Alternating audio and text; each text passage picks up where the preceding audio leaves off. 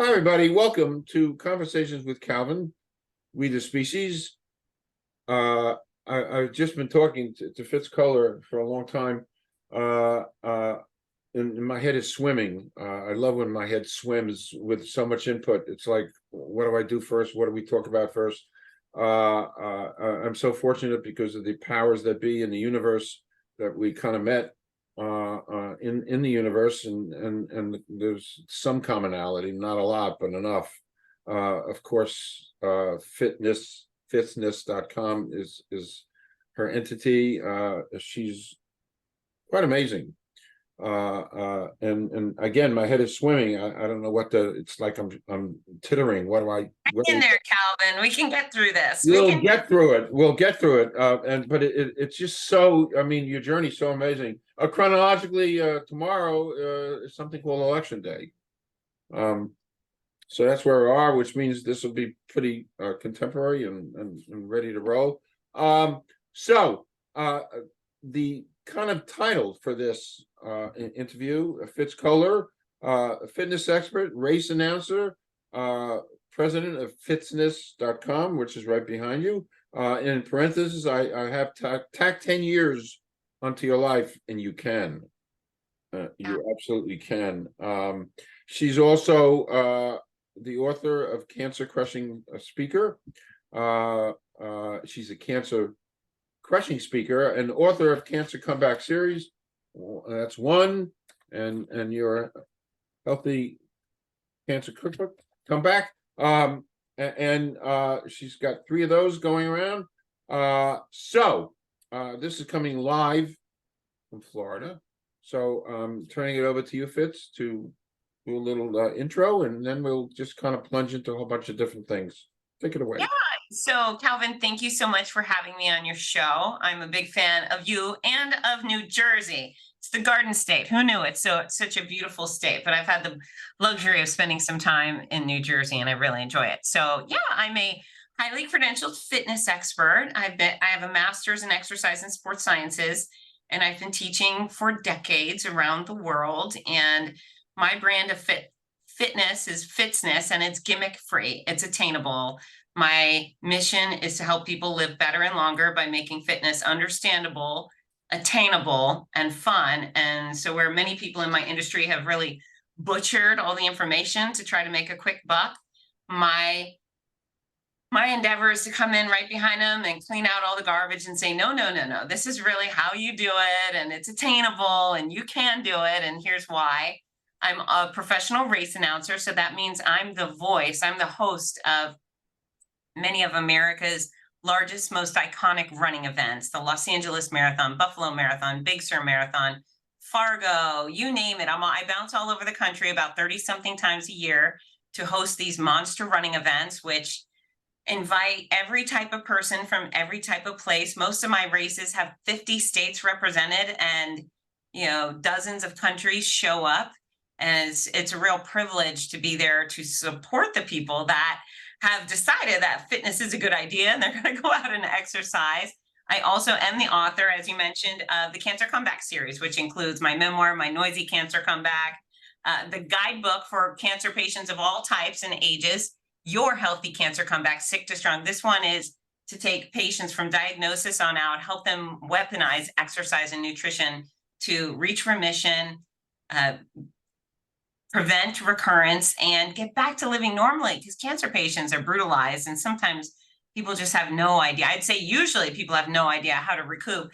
And then, of course, the Healthy Cancer Comeback Journal, which is a full color, happy, fun place to document your journey from sick to strong. So yeah, I'm noisy, I'm bossy, and most importantly, I'm highly effective at what I do. And I love speaking. I love working as a corporate spokesperson. Anything that brings me to the masses makes me happy. Okay. Yesterday was the New York City Marathon. Yes, it sure was. And you ran the Boston Marathon. I sure have. Right. So, and kind of digesting stuff about you. There's an art form to training, and Yes, and if you could talk about the art form to training for this, and most people don't train right. And can you talk about the weight? I noticed the two winners, the guy and the gal, were emaciated. So that's actually not true. So there's a difference. I'll let you choose. We could talk about training for a marathon versus training for life. And most of your audience is training for life. So choose wisely when we come back there. But these athletes are very lean. They burn so many calories, and most of them have those body types, right? The lean, endomorph type body type, where they're not putting on a lot of weight. They're also not eating a lot of garbage. They fuel their bodies properly. When you get up close and personal, so even from my position on my announcer tower, if I see the elites coming, and many of my races, we do have a pack of elites that have flown in from around the world to compete for titles and money. When you see them coming 20 feet away, 20 yards away, they do look like skinny nothings. When you get up close, they are very compact, very lean muscle. They're powerful, and emaciated is not a good term for them. Now, when I was sick with cancer, when I lost a lot of weight, I was emaciated. There's a big difference. So those athletes are really high performance, doing the right thing. Not only are they running often, but they're swimming, they're strength training, they're stretching, they're doing balance training. They're doing everything and doing it well. That's how they get their bodies to do something so extraordinary as to beat 50,000 people at the New York City Marathon. Right. Okay. So there's an art form. Yeah. To the right kind of training. So maybe I did use, to my undiscerning eyes, they were skinny. So Yeah. I called them emaciated. But I didn't get close looks at them, but they're probably all, it's all muscle. They are. And I work one particular race, the USATF Women's 6K Championship in Ohio every year. And I'm a lean woman. I'm 5 foot, 5.5. I weigh 117 pounds. I'm not skinny, but I'm lean. I've got muscle. Those women, they are even smaller than I am. They're so tiny, but they're so strong and so powerful. And they wear the little we call them runderwear or rundies, the little running undies, and their sports bra. They're just pure power. It's really fun to celebrate them and watch them do what they do. It's incredible. A quick overview, because I watched a chunk of the ABC here. Yes. Does like a 6-hour broadcast. I actually saw this morning on the news the last person to cross the final finisher, which by the way, I think is far more exciting than the first finisher. I love the back of the pack. I worship those people that come out and they take 8, 10, 12 hours just to get it, overcoming all sorts of obstacles. It's pure magic. It was pure magic, and she was she obviously didn't look like a runner. It was a woman, probably 40s, 50s, and didn't look like, but it was so cool because she finished, and there was a whole big to-do at the finish line. There was a bunch of people there, and everybody, and they gave her flowers. Listen,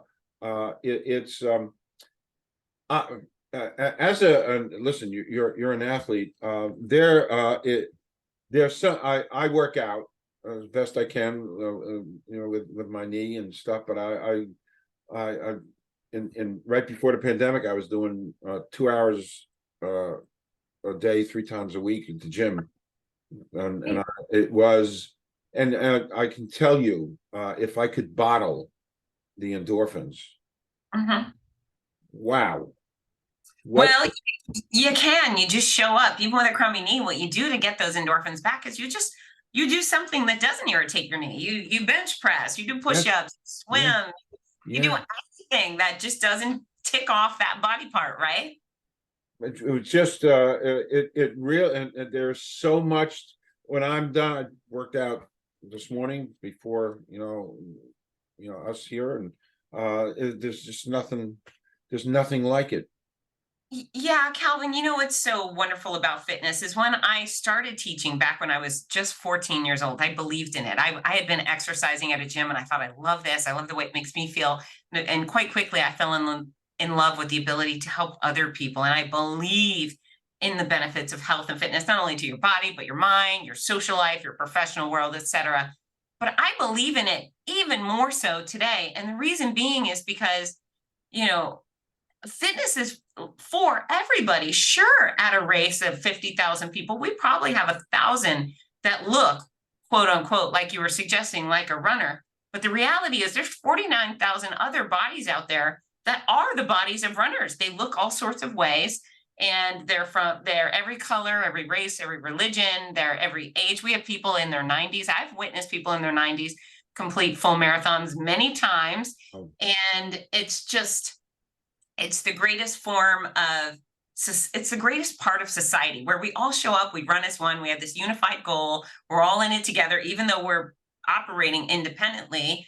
However, for all the people out there who hate running, and Calvin, I can tell you, there's so many people say, I hate running, I don't ever want to run, or my knee hurts, or my hip. They'll give you a 40-minute explanation on why they can't run. I also think, who cares if you don't like to run? Don't run. Ride a bike, roller skate, swim, dance, do martial arts, do Tai Chi. Who cares? Running is one activity, but it's one out of so many. So it doesn't matter who you are, what you look like. If you want to go give running a try, go give running a try. Walking is certainly a more attainable activity and sport, and you can show up to the New York City Marathon and walk the whole way. Same thing for Boston and LA and Miami. We welcome walkers exclusively. But I just started ballroom dancing. Holy mackerel, is that a lot of fun? So just know that there are an infinite amount of exercise options for you. Unless you're a quadriplegic, I promise you, we can find ways for you to move your body that feels good and makes you better and provides those endorphins. Okay, that's great. Yeah. Still staying on the same topic, in reading, you talk about pain management and pain prevention for runners. Just Yeah. a quick overview of that. What's involved in that? Yeah, and my workshop, Pain Prevention and Management for Runners, could also be called Pain Prevention and Management for Swimmers or for pickleball players. But the most important philosophy there, or facet there, is strength training makes you more resilient, right? If you work all of those muscles from your head to your toe, make them stronger, you will be more resilient. You will be more sturdy, more powerful. If you stretch those muscles, you will have greater mobility, and you will be so much less likely to overextend because your muscle wasn't prepared to go that distance and have a sprain, strain, or tear. So really the secret behind any pain prevention program is to be as strong as you can, be as flexible as you can, be as mobile as you can, and work on balance. Because most people, when they get hurt in sports, it's not a collision, it's they fell down, right? They twisted something, they fell. So balance is really important. Balance is also the secret to living longer, because a good proportion of our senior deaths that are very avoidable start with a fall. So, getting on one foot and standing there, that's balance training 101, just standing on one foot. You can do that, great. Move it up and flap your arms while standing on one foot, or just do it with your eyes closed, or take 2 feet and stand on a pillow, because that'll throw you off balance. But the secret to not getting hurt is preparing your body to move in a variety of ways. Not over, if it's strong enough, it won't be overcome by something too strenuous, right? Okay. By the way, you said, it's funny, I'm doing some physical therapy for my knees. I've been doing it now for like 4 weeks. And it's so interesting because balance is a big part. And she has me doing these balance Good. techniques. And you're so right about, I read a million articles a day on so many different health pursuits, but you're right. You're so right on, Fitz. Older people fall, and that just takes them on this cascading event to some bad things. So you're so right about balance and strength and stretching. I try to do all of that. You're a sports performance specialist, and in reading, I did my homework. Good And job. one of my favorite sports, you should know, is women's soccer. Okay. Love women's soccer, and I go back to Carly Lloyd when she kicked that goal from for the U.S. national team. She kicked that goal from midfield. One of the greatest sporting things I've ever seen in my life. She went to Rutgers, so She's fantastic. yeah. And I mean, but anyway, and I had the great pleasure of interviewing right here, Casey Murphy, who was the backup goalie for our U.S. national team this year. Okay. She's great, and so. But anyway, you've done some work with Abby Wambach, whom I remember. Yeah, Abby is unforgettable, and I believe the most prolific goal scorer in all of professional soccer. She's scored more goals than any man has scored as well. At least last time I checked that statistic. Abby Wambach's incredible. She was a Florida Gator, and back when she was here, the year she won the national championship, or the Gators won the national championship, I was one of their conditioning coaches. They would come to me. I was a competitive kickboxer. And so the whole team would show up to my gym, and I would put all 22 of them, or however many were there, through workouts. We use kickboxing as a form of cross training for them. And man, they were fun and they were silly. They would show up with their clothes inside out or backwards, or their underwear on the outside. It was like a big slumber party with fierce and powerful athletes. And even holding a kicking shield, those women would knock me across the room with one kick. They were phenomenal, and I was very proud to work with them. Wow. Okay. Moving on. You're a breast cancer survivor. How about talking a little bit about that journey, which led to, your series of books? I don't have the third one. Okay. I can't. I can't process that, what it means, and so it began after you had like a normal mammogram, correct? Yeah, so in late December of 2018, I had a crystal clear mammogram. I had been going even way earlier than I was supposed to, just because I thought if I ever have one cancer cell in me, I want to know about it right away and kill it. So I had been going for regular mammograms, and December 28th, I think it was December 28th of 2018, I had one, and it was clear. And so about 6.5, 7 weeks later, I got out of the shower at a race weekend. I was running a race that weekend, and I just rubbed my underboob. I put my hand underneath my breast, and I just found a lump, and I thought, oh, damn it, there it is. And I immediately picked up the phone, naked there in the bathroom, called my gynecologist, said, hey, I found a lump. Said, can you come in tomorrow? I said, nope, I'm running a race tomorrow. She said, how about Monday? So I got in there Monday, and that week I had a series of appointments, a mammogram, ultrasound, biopsies, and soon after I got a call from my surgeon who said, Fitz, I'm so sorry, but that tumor is indeed breast cancer, and it has already spread to several lymph nodes. So this thing is spreading through you like wildfire. We need to treat you immediately and aggressively. And they did. So my treatment plan was 15 months of chemotherapy, which is, for me, it was god awful. Not everybody has a horrible time with chemo. I did. I was basically violently ill for 15 months. My stomach went through a cheese grater. I had 33 rounds of radiation. I had some surgery, and it was, it was awful because I was sick. I mean, think about having food poisoning every day nonstop for that long. I mean, that was what I was dealing with. And of course I was bald and my fingernails ripped off, and I was physically a catastrophe, but I made some really good choices from the start. Once my doctor convinced me that I was going to survive, he said, most breast cancer cases are curable. Yours is particularly curable. You just have to endure the cure. So once I got past the terror that I was dying and I was going to miss out on my children's life, I thought, okay, well, how am I going to deal with this? And so number one, I chose perspective. I kept thinking about the babies and the children in the pediatric oncology unit at the University of Florida Health Hospital, and thought, well, how lucky am I that I'm not a baby with cancer? And it's not my baby with cancer. My kids are healthy. So I'm going to put on my big girl panties and I'm going to soldier on. I'm just going to be grateful I'm a grown up with this nightmare. And then I also chose to pursue my passions. I wasn't going to, I knew cancer was going to steal some of my good feelings, my hair. I was not letting cancer steal time with my kids or my career. And so I decided, come hell or high water, even if I have to break loose from a hospital, I am going to be there. If my kids have a sport, a show, a ceremony, they were just 13 and 15 at the time, I was going to be there. And then my other commitment was for my career. And, I love what I do. I think you can tell I adore my events. I adore the people that I speak for, the runners that I host.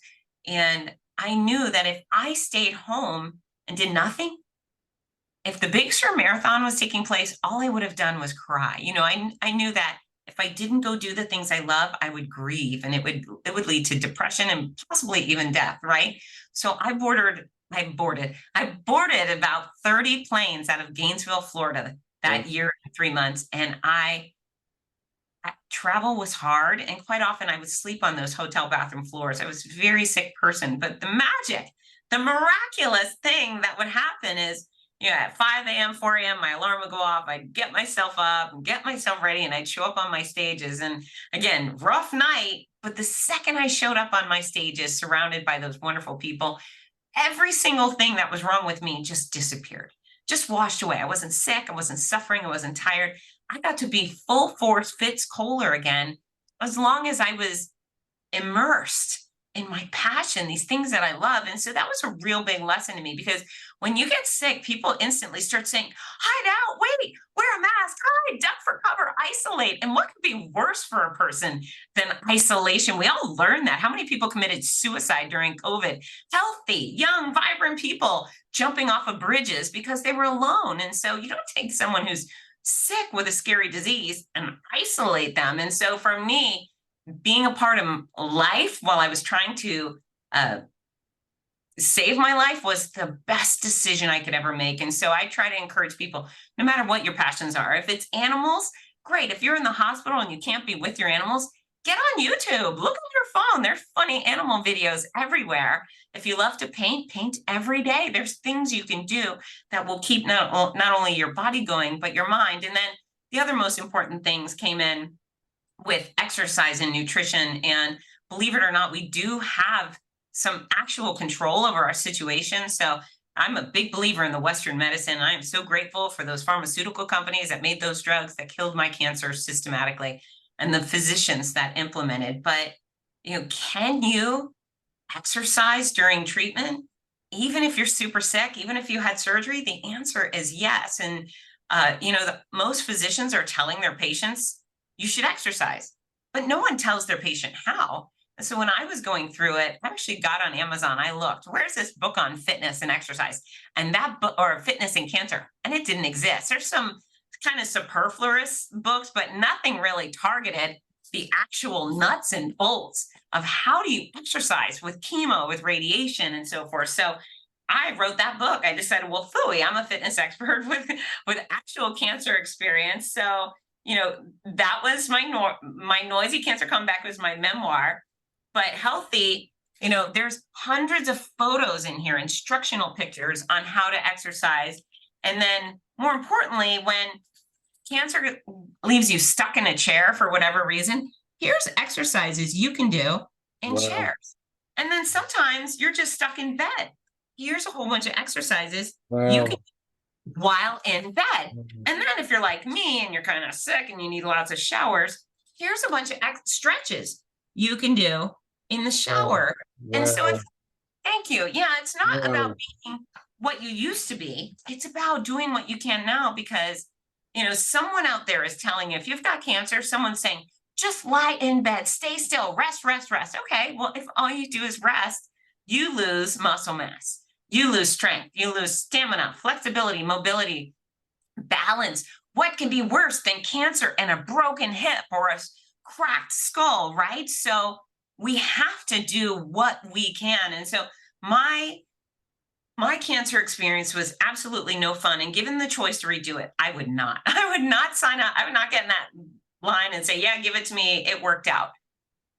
However, I think it behooves us to make lemonade.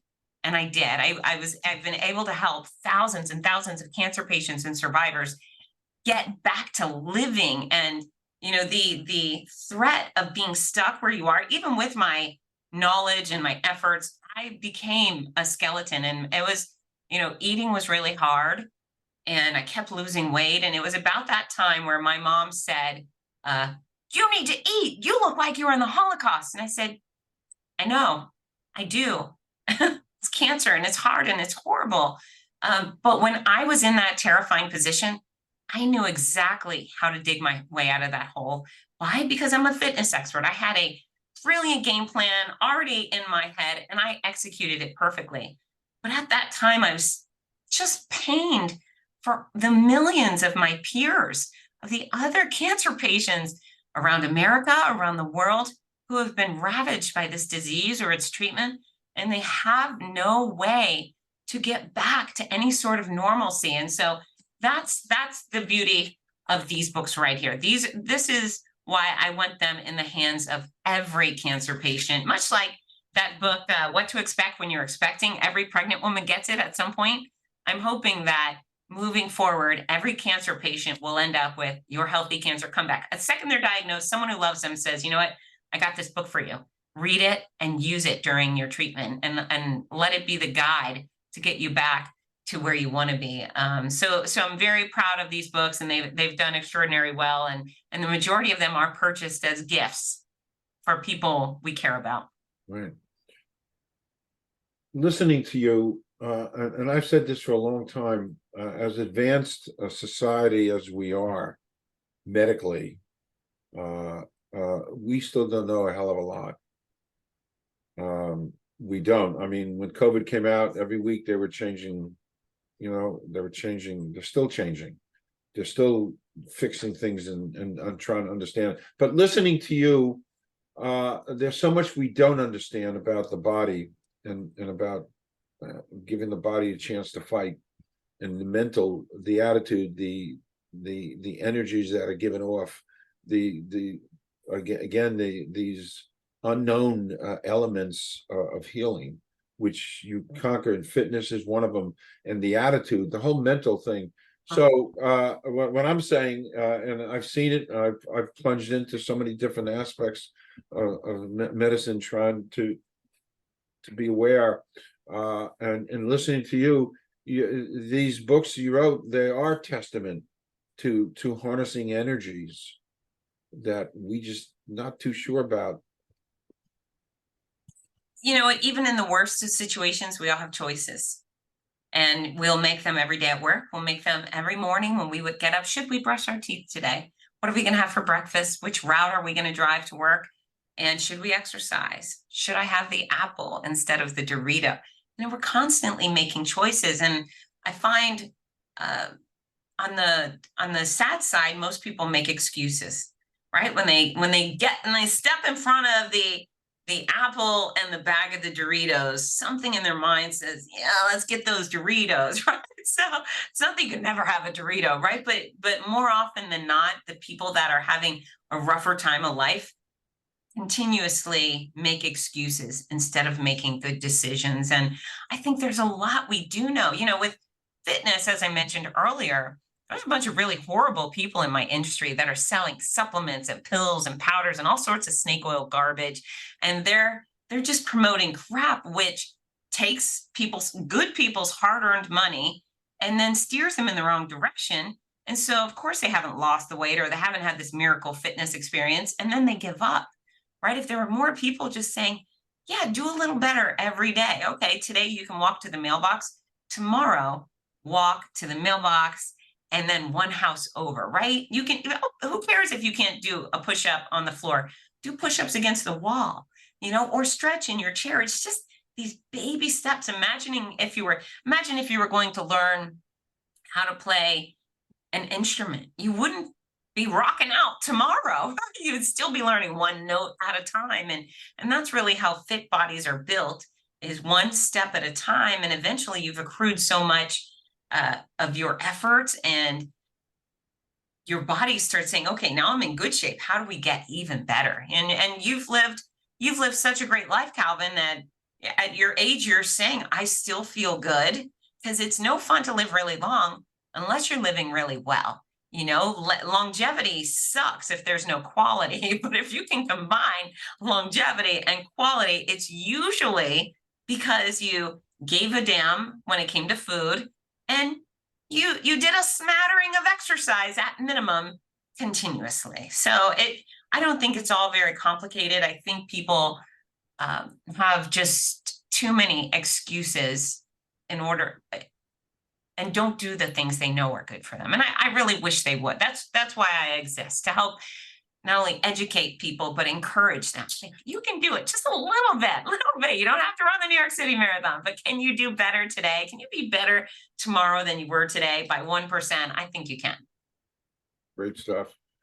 And I'm a poster boy for a lot of things you talk about. We talked about that before we went on air.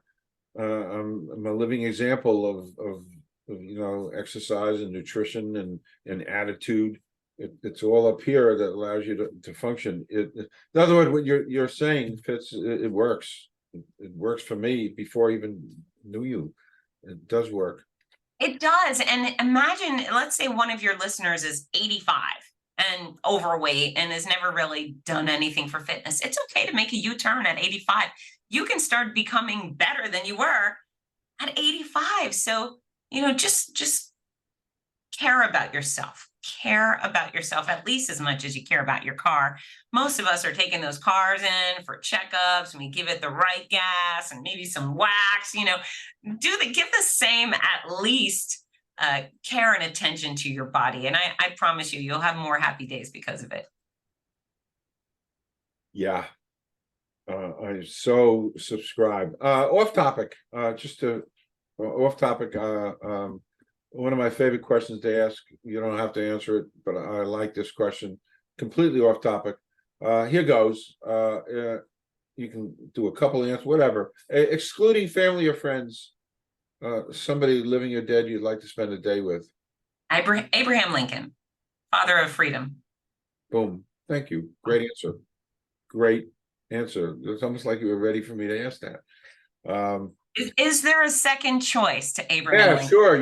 There's no rules here. Sure, there's a second choice. Yes. Do you have a second choise? Oh, no, I was just saying there is no second choice. Abraham Lincoln. That's fine. That's perfect. It's funny. Every time I see something about Washington, D.C., they focus on the Lincoln Memorial. I see. Oh, wow. This is a screensaver on my cell phone. So you were really ready for that. My goodness. I admire I watched Henry Fonda and Raymond, I think Raymond Massey too. The old movies from the 40s about Abe Lincoln. One when he's just a lawyer and he wins a case and he gets these two guys cleared of murder. These two young boys. And then you see him walking after he gets them freed, and he's just walking, and you hear the music, and just the perspective of greatness, and how great he was and his vision. I'm an old history buff. Me too. So you in Fitzness. It's tongue twister. It's hard to say. You do a program for children, which I was kind of fascinated about, called Morning Mile. Talk a little bit about that. Yeah, so I started the Morning Mile, I believe, in 2010, and it's a before school walking running program, and it's the only one that I'm aware of in the entire world that invites every child every day, along with their families and the faculty. So my mission as a fitness professional is mass impact, and there's never anything secondary to that. It's as many people as possible to live better and live longer. And so this school program is sponsored by generous individuals or corporations, sometimes on a national level, sometimes on a local level. I have the program in over 400 schools worldwide. Wow. Yeah, thank you. Kids get to show up and they do 30 minutes or the program goes for 30 minutes. We play music, We keep track of laps, and some children will show up and they'll do one lap, grab their backpack, go to class.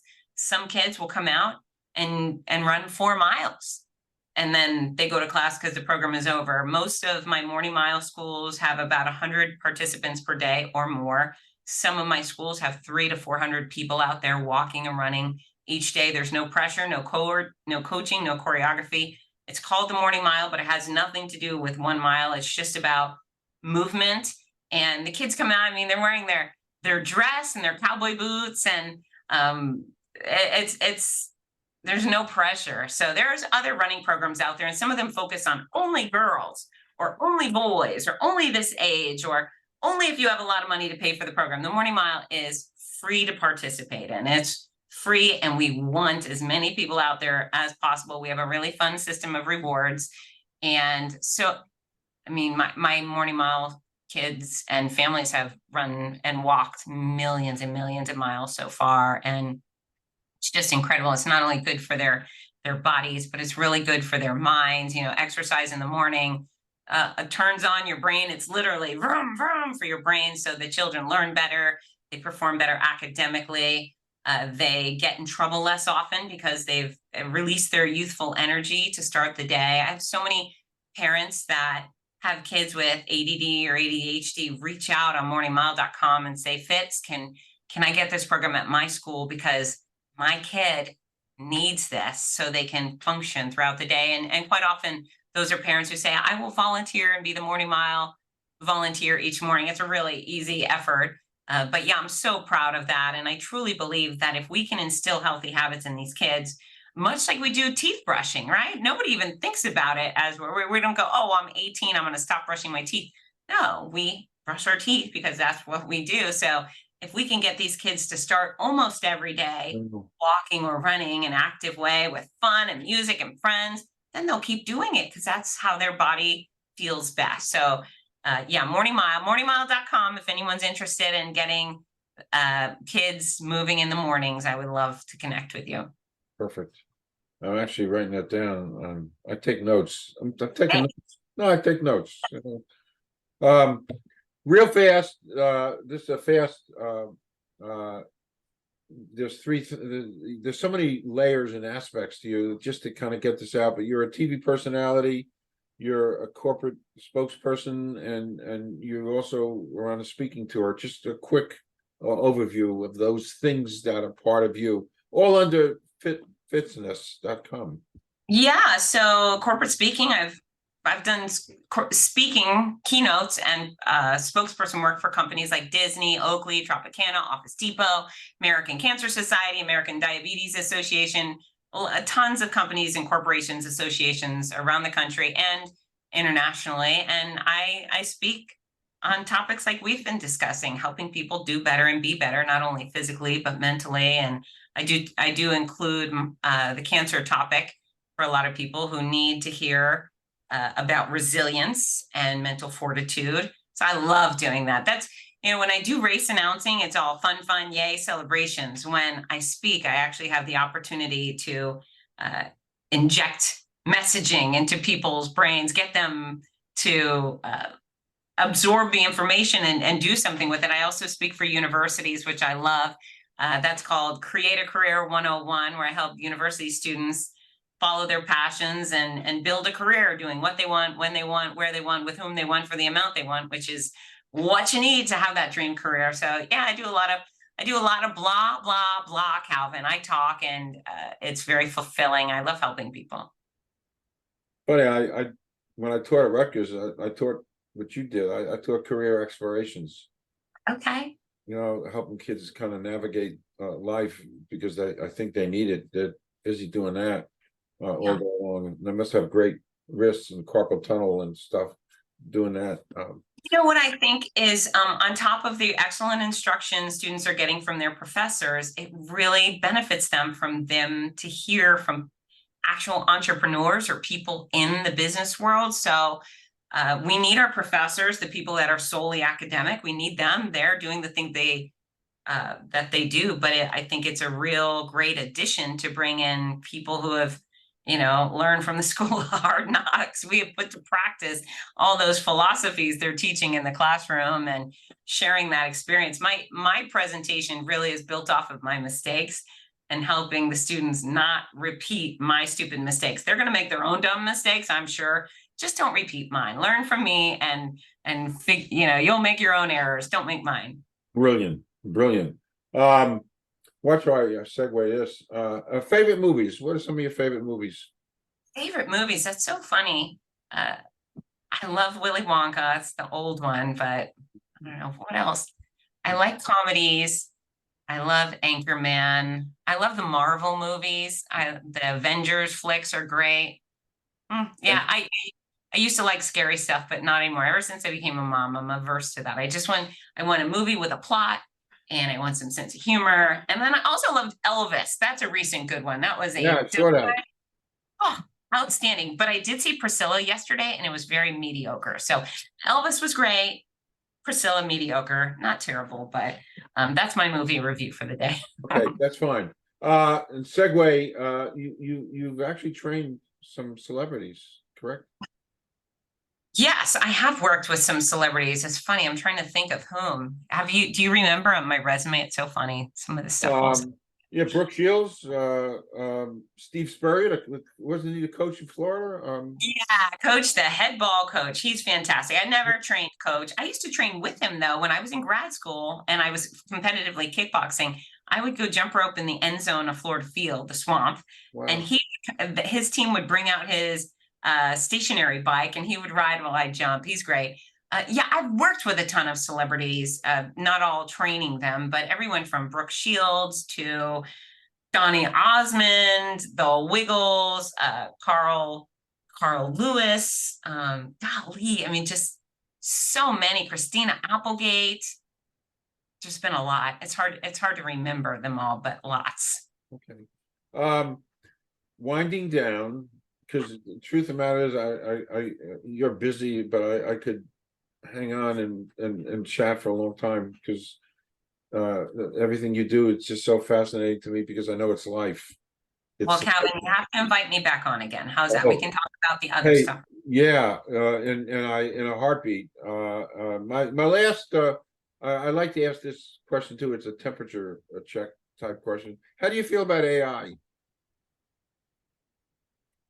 It's very interesting, and I know that so many people are always worried that the computers are going to take over, right? When we had computers, kiosks coming into fast food, for example, that we were going to unemploy people. But I've spoken to business owners who say, no, I actually have a couple of more employees because they have to take care of the computer programs and they have to do the work that the computer program provides. So I think it's interesting. I'm trying to get involved. I'm trying to use AI for some inspiration. It will never take the place of my own words.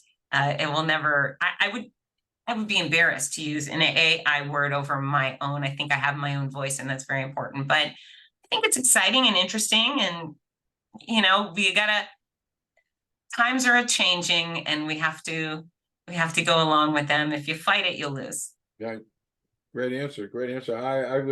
I've been experimenting with it more and more and more. It's funny. I had to write an article. I don't mind saying it on air. I had to write a quote a medical article about the stomach, and I just wasn't in the mood to do that. I was not in the mood. So it was like 2 weeks ago. I said, you know what? Let me go to AI, and I gave him the exact specific topic what I wanted. In about 5 seconds, it spit out the short 3-paragraph thing that I needed, and then I just embellished the first paragraph and the last, and they loved my article. Voila!